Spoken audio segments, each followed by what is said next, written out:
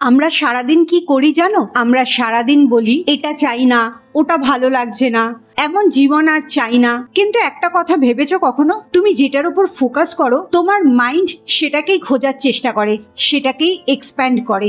মানে তুমি যদি বারবার বলো আমি স্ট্রেস চাই না, তাহলে তুমি তোমার স্ট্রেসের ওপরেই বেশি ফোকাস করছো। তুমি যদি বলো আমি ব্যর্থ হতে চাই না, তাহলে তোমার মাথাটা ওই ব্যর্থ হওয়ার ইমেজটাই তৈরি করছে।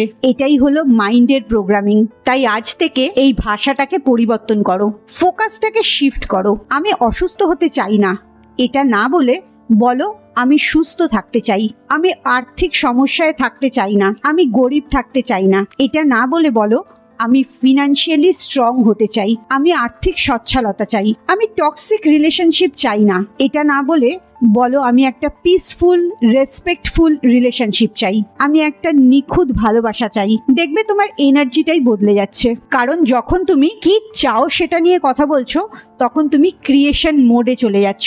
ইউনিভার্সাল এনার্জি সেটাই তৈরি করতে শুরু করছে। আর যখন তুমি কি চাই না এটার উপর ফোকাস করছো, সারা দিন বারবার এটার কথাই মনে করছো, তখন তুমি একটা ফিয়ার মোডে নিজেকে আটকে ফেলছো। ইউনিভার্স তখন কি চাই নাটার উপরেই বেশি এনার্জি দিচ্ছে। মনে রাখবে তুমি যে সিডটা তোমার মনের ভাবনায় পুঁতবে সেই ফসলটাই তুমি ফেরত পাবে। তোমার কথাটা শুধু একটা শব্দ না, এটা একটা এনার্জি, এটা একটা ডিরেকশন। তোমার মাথাকে তুমি কোন দিকে নিয়ে যাচ্ছ সেটাই ডিসাইড করবে তোমার ফিউচারটা কিরম হবে। তাই আজ থেকে নিজেকে প্রমিস করো নিজে কোনো নালিশ করবে না।